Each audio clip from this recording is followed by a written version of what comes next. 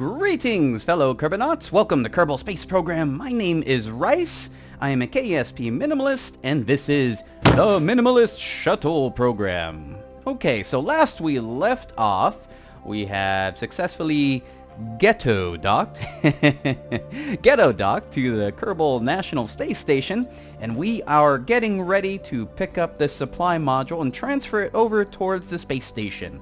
Now, in order to do that, we're going to need to use our space engineer Bill here to undock from the station. So this right here is our assembler module, and we're going to disconnect that, and we're going to drift it over toward our supply module here, and then we're going to take that supply module and mount it right up at the top docking port here. Okay, so here we go, and come on, Bill.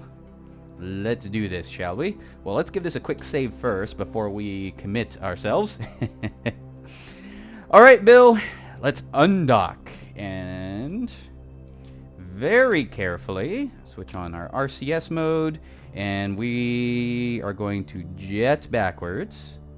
Perfect. And let's check to see if our lights are on. Lights on. And as you can see down here, we've got our work lights attached to the back end of our shuttle as well. I love the Kerbal attachment system and all of these really neat little intricate doodads and such that we could use. Especially the ability to take off little pieces like those lights and attach them wherever we need them. Really neat stuff. Okay, so let's go ahead and jet toward the left. Now my concern here is that SAS is off, so we need to be very careful. The station's SAS actually is off, and so is the shuttle, so we got to be very careful because any slight nudge will cause the station to start to tumble. And the reason why I turned off SAS is to help stop the wobbling. This, even though this game is in Unity 5, which helps reinforce the part loads and allows us to not necessarily use as much struts anymore, there's still the wobble factor we need to be concerned about. And so most times when I work with the space station, we've got to turn off the SAS in order to counter that. Okay. And what we're going to do is, let's go ahead and speed up time here as we drift towards our shuttle. Okay, and perfect. And then let's go ahead and drift ourselves down. We're going to tilt ourselves to 180 degrees, straight south. Then what we need to do is we need to stop this lateral movement. As a matter of fact, we need to move the opposite direction with the lateral motion. So let's go ahead and jet the other direction. And then we're going to jet forward. Now, this assembler module, look at that.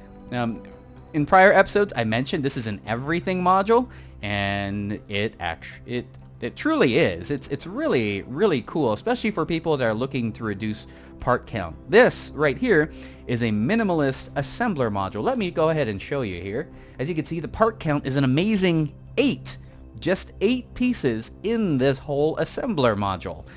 And this is really, really cool because not only does it have the ability to RCS around, like it has RCS integrated into the capsule, it also has fuel and RCS fuel and actually rocket engines attached to it as well.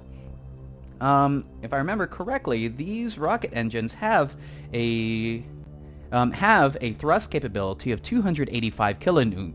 Excuse me, 285 kilonewtons, which is really, really respectable. However, the ISP on this thing really isn't all that great, so you've got to use it relatively sparingly.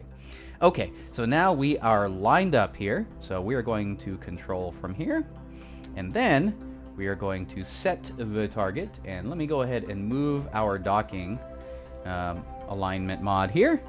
Okay, and we are actually almost there already. Really cool stuff. So let's go ahead and align ourselves to 270 degrees. As you can see here, radially we are at 270 degrees, and that's what this arrow off to the left side is indicating. And our CVL, that means our speed, to the target is negative 0.07 meters per second. That means we're moving away from it. So we need to activate our RCS so we can jet towards it. Okay, and I think a respectable speed, let's go ahead and move along at about 0.1 meters per second. Which is actually, if you were to do this in NASA terms, would be pretty fast.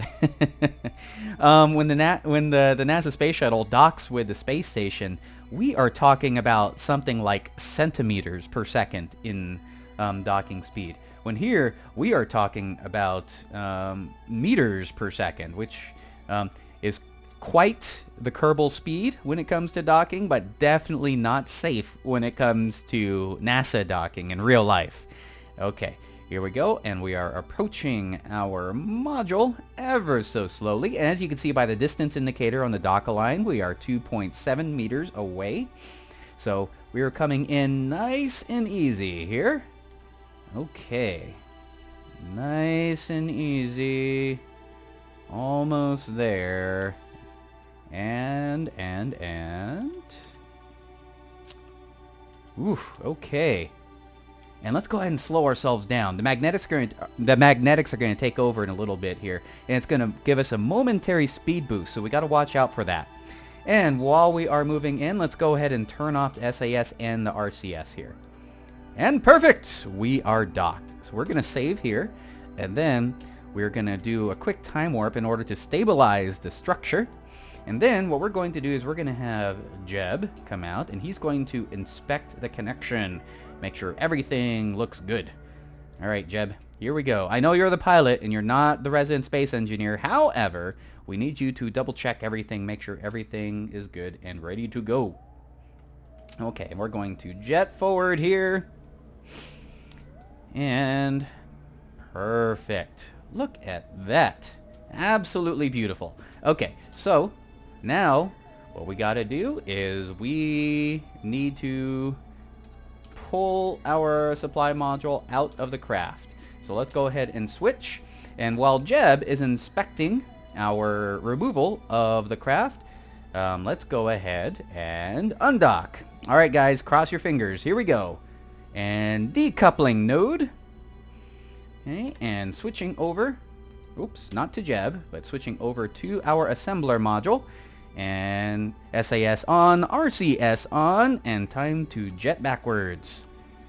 And then what we need to do is we need to jet laterally just a little bit so that this module doesn't bump against that light that's protruding out. Oof, wait a minute. There we go. I was RCSing the wrong way. Okay. And ever so slowly, nice and steady. And then we've got Jeb there, just off to the side, inspecting the cargo removal, making sure everything looks good. Okay, and we are successfully removed from the docking port of the cargo bay. Now all we got to do next is move us a little bit further out. Okay, so let's go ahead and move to Jeb view. To Jeb view, there we are. And Jeb, let's go ahead and inspect the removal of this module. And everything looks good. Everything just... So I love doing this stuff from the perspective of the other astronauts here, because you get a real close-up view of how these things work. And it's really neat, too. It's pretty majestic. Completely optional. Doesn't do anything for the game, however. But... most of us just do this game for the roleplay aspect and also just for the sheer experience. The enjoyment of the experience of just doing stuff. Okay, so Jeb, let's go and head on back over to the shuttle. And we need you to take the pilot's seat just in case something goes wrong, okay? And very carefully. And stop and grab. There we go. And board. Perfect. All right, Bill, let's go ahead and take this module over towards the station. So we are going to, let's see if I get my, there we go, RCS orientation correct. And we're going to jet forward. Okay, and then we're going to save, and then we're going to speed up time. Here we go. Whee! Approaching the station. Okay, we're going to need to jet forward here. Okay, now we have a decision to make. Actually, which port are we going to dock this with? And actually, what we're going to do is we are going to... Oh boy, so we have a little bit of a decision to make here. We can dock it with this port that's attached over to the habitat module. If we were role-playing this, that would be perfect because that connects these habitat modules to that habitat module. However, these solar panels are jutting out from that habitat module and will get in the way of this docking port right here. It might be better just to dock it through this fuel tank here so that we get proper clearance away from these solar panels, which is what we're going to do. So let's, whoops, we are drifting down. Let's move back here. There we go. And scoot on forward. Perfect. Okay.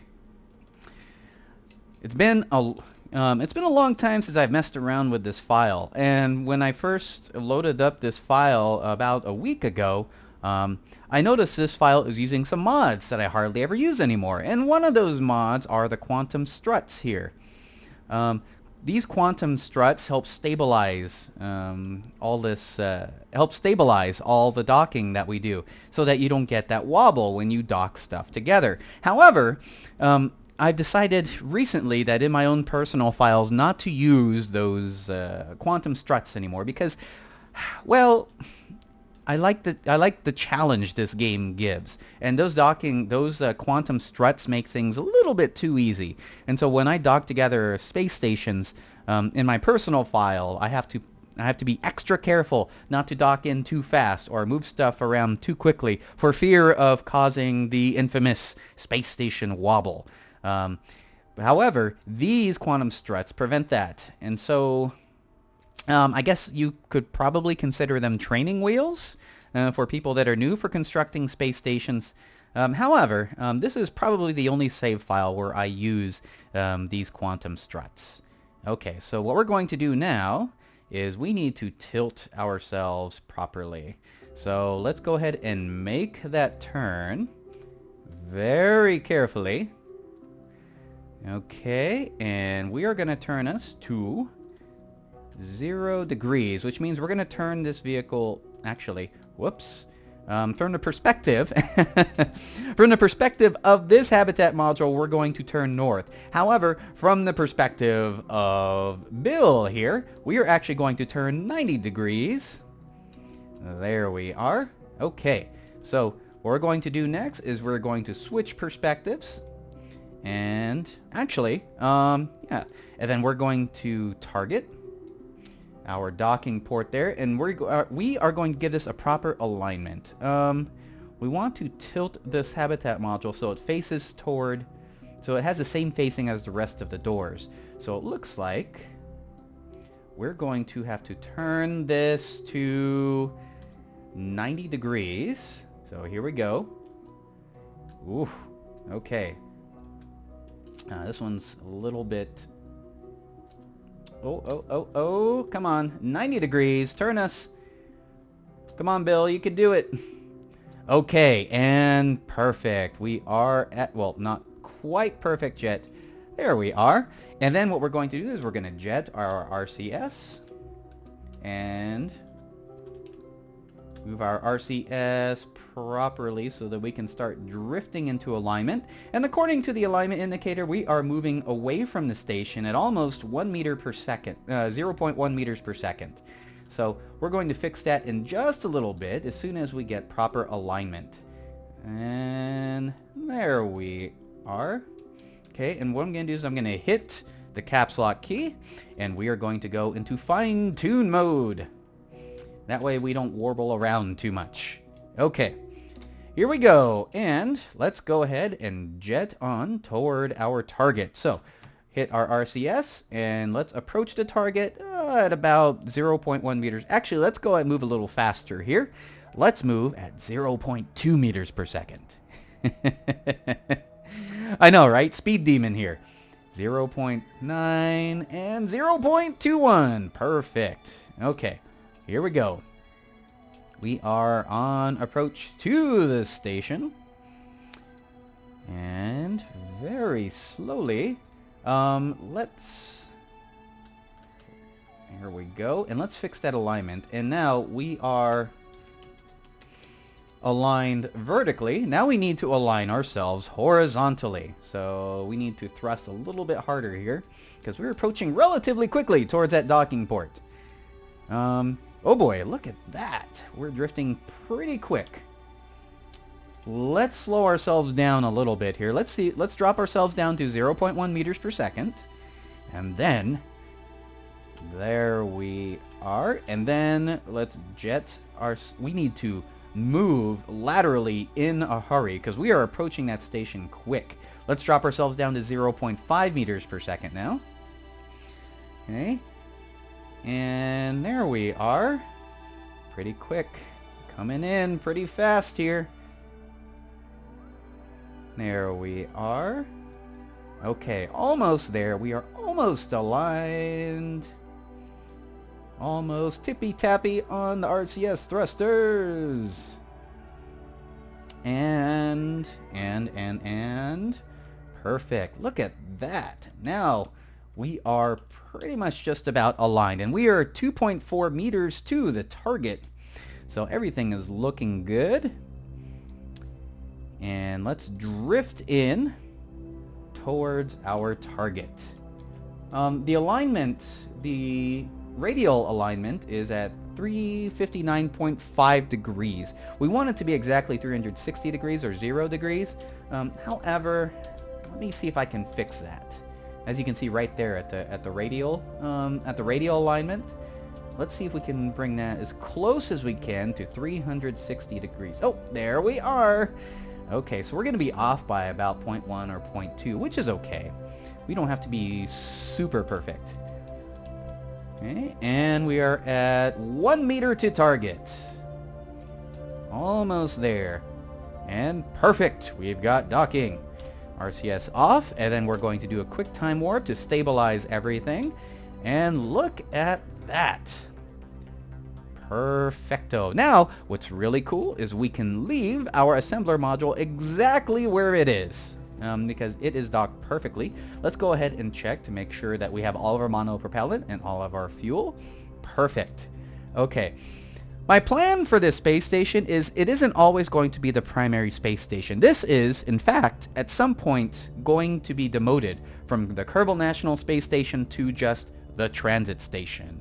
And you're asking yourself, why are you demoting it? It looks like a pretty cool station. Well, we're going to build a separate Kerbal National Space Station, and that one is going to be at a higher orbit, and that one is going to be our habitat station. This one here will probably end up being the transit station because what it's going to do is it's going to serve as our airport in space, where we dock spacecraft and we dock crew, and then we have a transport module carry the crew, probably this guy here, this assembler module, and carry the crew over towards either the Kerbal National Space Station or towards the fuel depot. So there's going to be at least 3 space stations in orbit. Okay, so Bill, you are just about done. What we're going to do is we're going to take apart our workstation here, but first let's go ahead and open up these solar panels. Because now, the space station can generate its own power. Look at that. Quite a sight to behold, eh? Okay, so here we go, Bill. Time to EVA. And, oh boy, we've got a lot of lights happening here. Light against white, and white against white. Makes for some very blinding docking here, especially, ironically, when you have lights over here on the dark side of Kerbin, things become a little bit too bright, but that's okay. All right, here we go. So let's go ahead and start taking apart our workstation here. So we're going to approach our strut. We're going to take the strut off first. Actually, it might be a good... yeah, let's go and take the strut first. Okay, guys, cross your fingers, because once I take off this strut, there's the possibility that this thing is going to warble around because it has fewer support connections on it. Okay, perfect. And let's head on over towards our toolbox. Lights on. And approaching our toolbox. Perfect. Okay, so let's open up our container and we'll store that. And then let's take our pipe endpoint. Now we need to grab that pipe endpoint in a hurry because there's that possibility that that these vehicles are going to start to dance around in a little bit. So, and by dance around, I mean the infamous docking jiggle. Okay, and unlink and grab. Perfect. Bill, you are a master at this space ballet. I'll tell you what, you know, you can assemble my space station any day. Okay, here we go, and there we go. Opening the container and dropping that pipe endpoint. All right, two down, 2 to go, not including that light, because we need to put that light in there too. And let's go ahead and grab this other pipe endpoint. Grab and jet. Man, you are starting to become a pro at this here, buddy. Okay, and here we are. We are at the toolbox.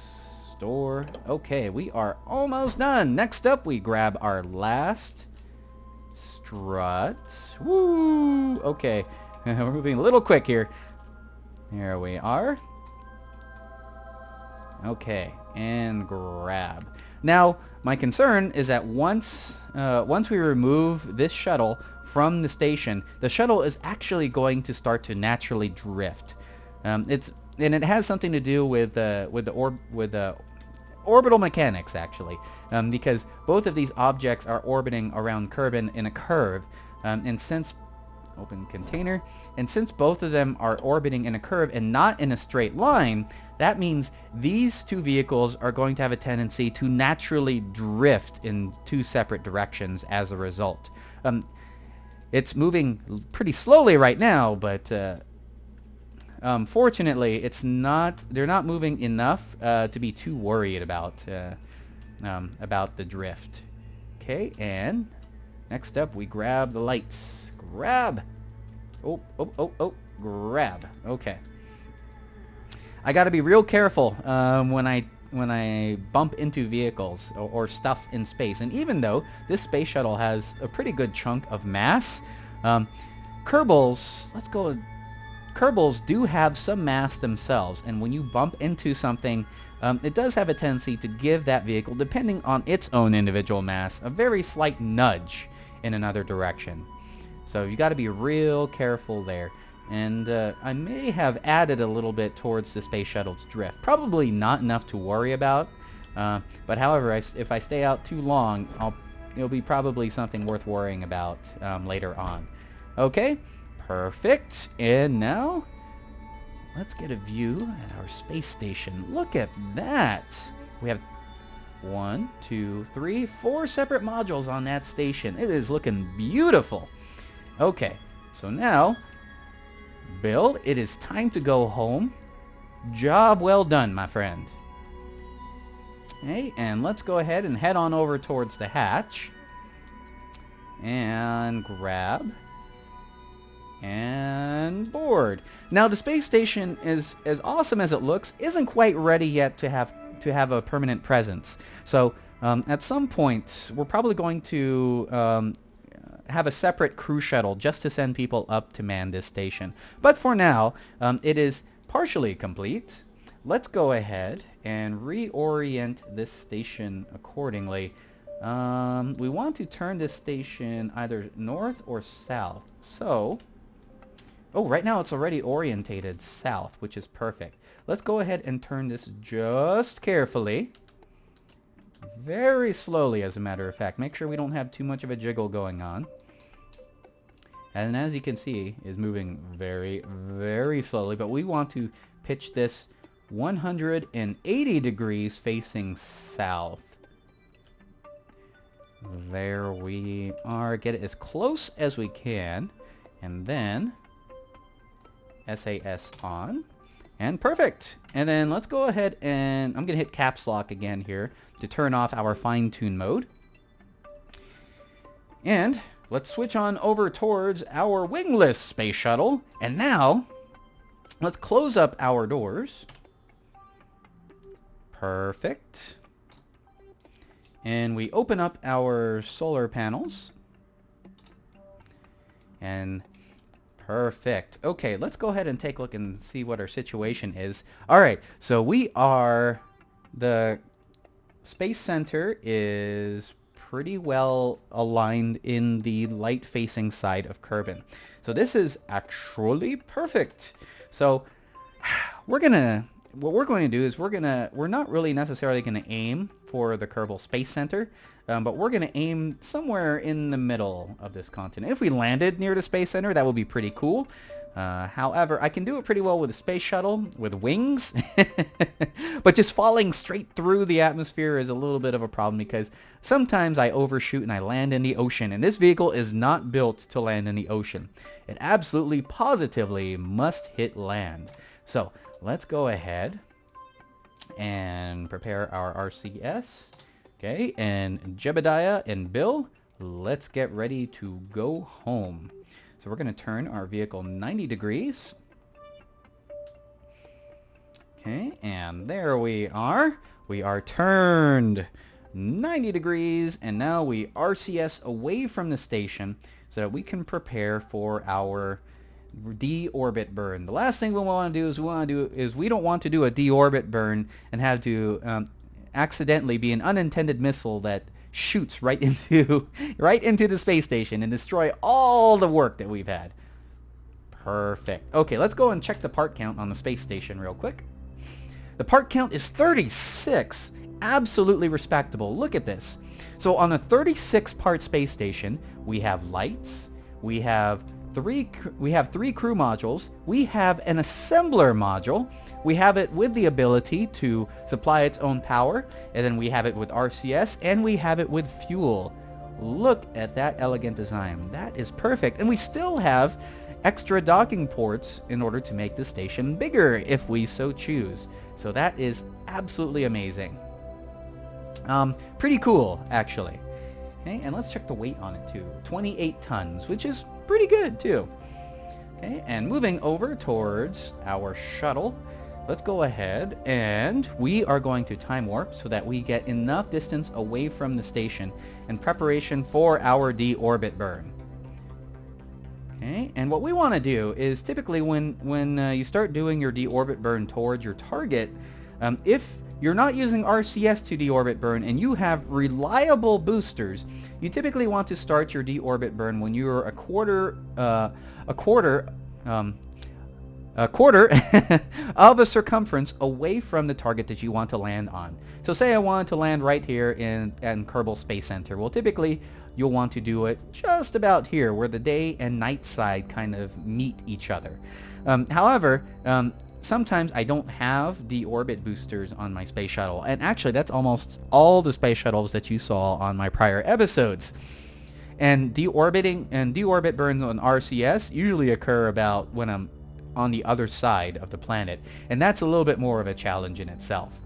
Okay, here we are, and we are almost reaching a quarter of a way, and perfect. Okay, so now let's go ahead and begin our deorbit burn. Bill and Jeb, are you ready to go home? I know you are.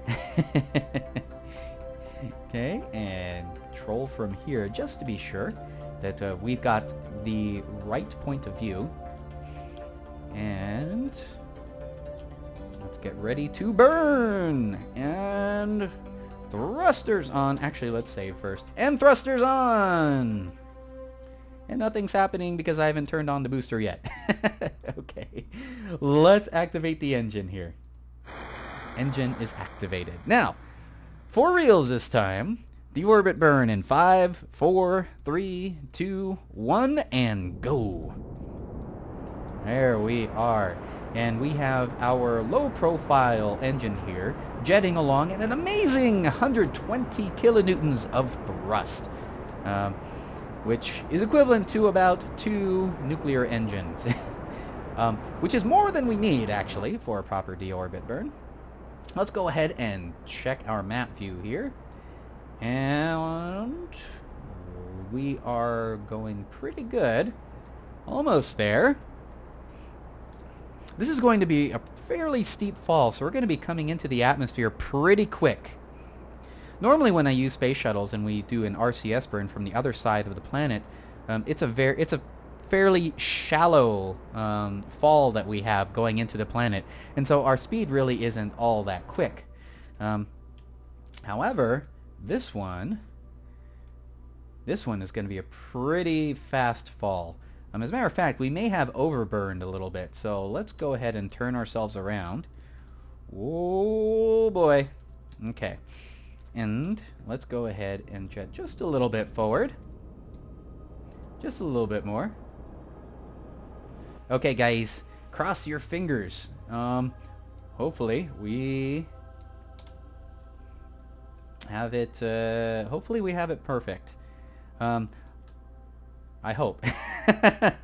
Let's double check just to be sure again. And we're gonna burn again. And we're going to drop our target marker, drop our trajectory a little bit closer to the space center. Okay. Oh man, okay. Let's try that again. And let's do a little bit forward again.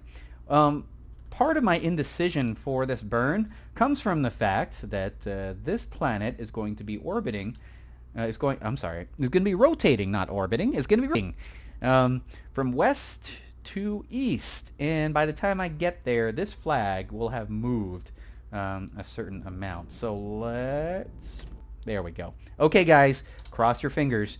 Here we go. And speeding up time. Coming around the side of the planet. We are at 69, 68 per second. We are traveling, let's check our surface speed, 2 kilometers per second. Oh boy. Here we go.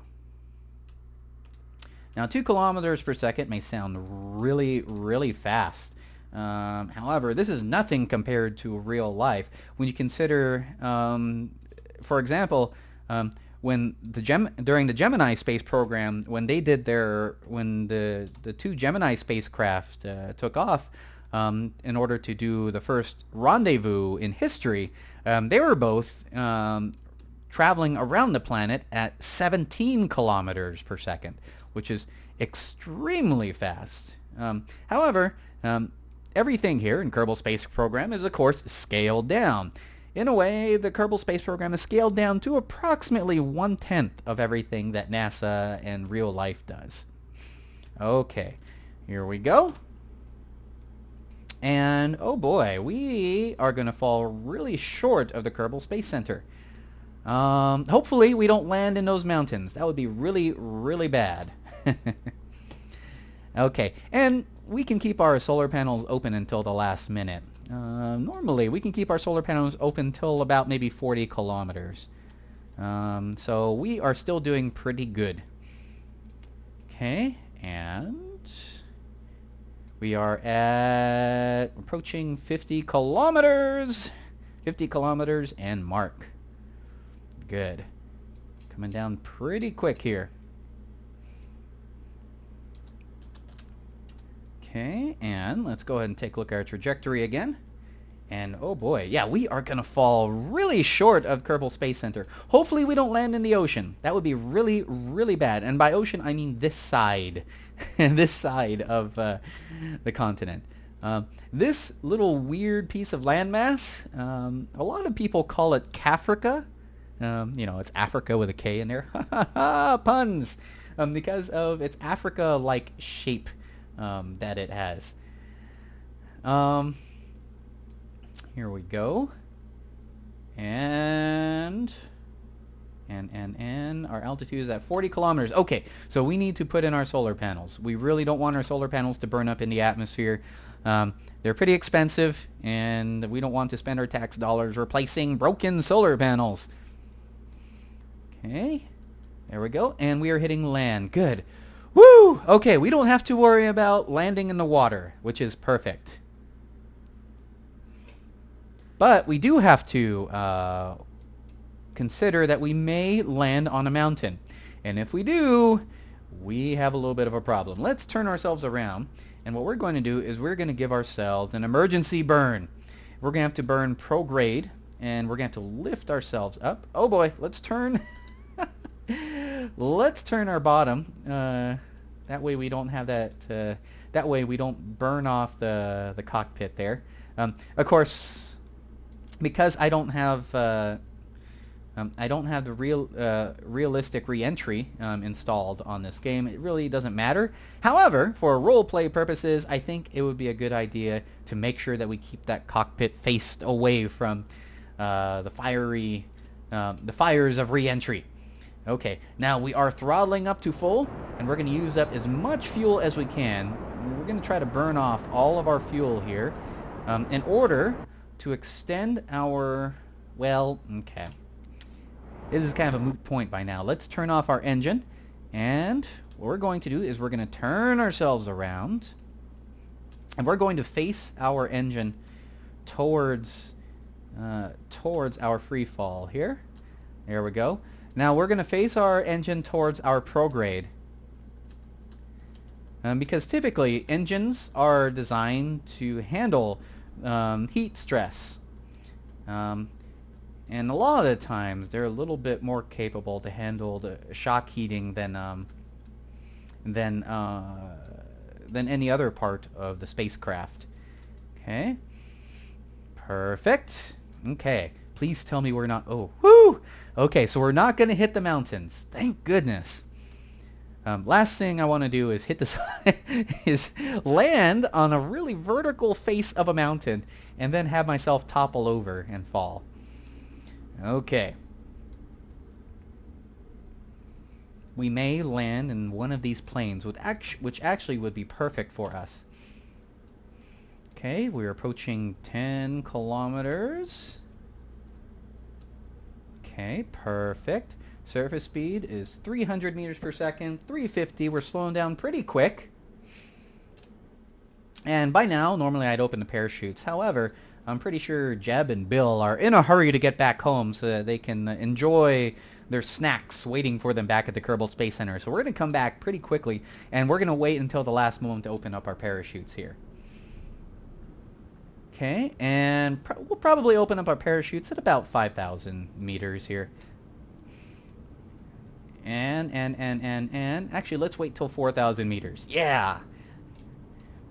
Let's dare it. Okay, 4,000 meters, parachutes open! Perfect. And as you can see, what's really cool about the Bobcat Home mod is that the parachutes are double chutes. You have the regular parachutes here, which come in 3, and then you have the drogue chute up top. So this parachute is both a drogue chute and a regular chute, which is really, really cool. Okay, and we're slowing down to a respectable 72 meters per second. Let's go ahead and open up our landing gears. And we've got our regular chutes open. And look at those landing legs. Woo! Those are absolutely beautiful. And like I said before, my main concern with building landers is that all the additional part count needed to make it work. And part of the part count comes from adding, you always know you're going to add 3 or 4 landing legs. However, these 4 landing legs right here that go with the Bobcat Home mod are just one part, which is really, really cool. Okay, and here we are. We're coming down towards the surface we are at 1,200 meters to the surface. Of course, that's at sea level. That is not actual radar altitude. Let's see if this thing has a radar altitude indicator to it. There it is. Radar altitude. Yep, we are almost there actually. We are, if I can if I can read the low resolution here, we're probably at about 200 meters out. which is perfect. Okay, and very slowly coming down at 6.6 meters per second. Look at that. Our weight right now is about 19 tons, and we are coming down at a respectable 6.6 meters per second. And we are on the ground. Woo! All right. Congratulations, Jeb. Congratulations, Bill, at the first flight of the Pegasus, our very first wingless shuttle. Now, I feel pretty bad about breaking the rules here with regards to our shuttle program. And while we may use our wingless shuttle again sometime in the near future, I'm going to endeavor to continue to use regular shuttles because I think we need to continue to do things in a unique way. And so we're going to continue to explore the cosmos and reach the moon and the other planets using our space shuttle space transportation system whenever possible. And so we'll probably do that the next episode when we introduce our new shuttle design. But anyway, this is our Pegasus, the wingless shuttle, and as you saw, we came down at a respectable 6.6 meters per second, like I mentioned before, with this vehicle weighing almost 20 tons. In most cases, you would need something like at least 4 parachutes, which would add additional part count in order to land a 20-ton object back towards Kerbin. However, this is just 1 part, so again, we shaved off an additional 3 parts off this vehicle. Anyways, I digress. We have completed our mission to bring up our service module to the space station. I hereby declare this mission complete. Ladies and gentlemen, fellow Kerbonauts, we will see you next time.